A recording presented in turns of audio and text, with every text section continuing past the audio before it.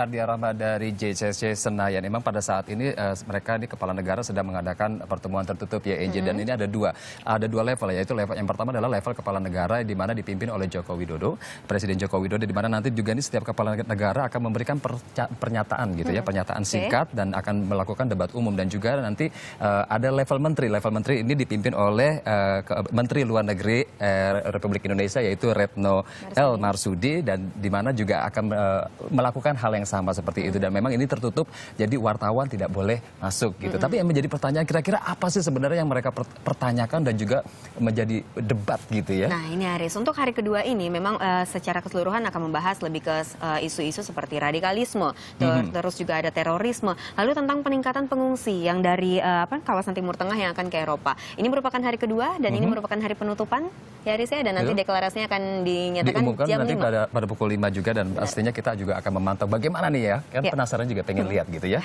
Ini dia. Sementara itu kita beralih ke informasi lainnya. Meski telah dilarang masuk Jakarta, sejumlah angkutan perbatasan terintegrasi busway APTB dari berbagai jurusan masih beroperasi. Ya, para pengguna bus APTB menilai keputusan pembatasan trayek APTB tidak efektif.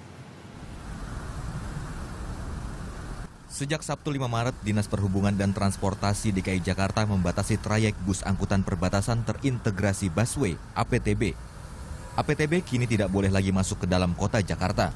Bus APTB hanya diperbolehkan mengantar penumpang hingga halte terluar Transjakarta. Meski telah dilarang, sejumlah bus APTB masih beroperasi dan masuk ke perlintasan busway. Seperti di kawasan Senen, Jakarta Pusat. Menurut salah satu pengemudi bus APTB, karena telah diberi izin oleh perusahaan layanan transportasi ini, kebijakan larangan bus APTB yang beroperasi sejak 2012 ini bertujuan agar tak mengganggu aktivitas warga sekitar yang terbiasa melakukan perjalanan ke kota Jakarta.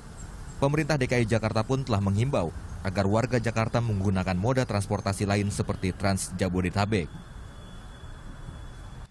Di lain pihak, keputusan pembatasan trayek bus APTB dinilai tidak efektif oleh para penggunanya, sebab mereka harus transit dari halte terluar Jakarta menuju tempat tujuan yang biasanya dapat ditempuh oleh bus APTB.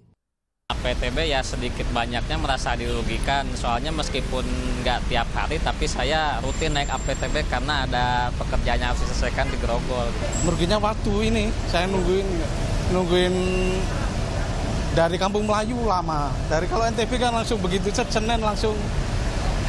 Ya saya pilih naik busway dong. Kalau nggak transitnya hanya jarak deket gitu, ya rugi waktu dan rugi ongkos. Nggak efektif lagi. Jadi lebih baik busway memang.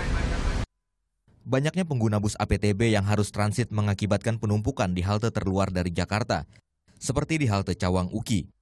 Untuk mencegah penumpukan di halte Transjakarta, pihak Dishub-Trans akan menambah jumlah armada bus Transjakarta di setiap rute APTB. Saat ini ada 31 bus yang akan dioperasikan untuk menambah daya angkut penumpang. Penumpang yang transit tidak akan dipungut biaya saat berpindah ke bus Transjakarta. Tim Liputan melaporkan untuk NET.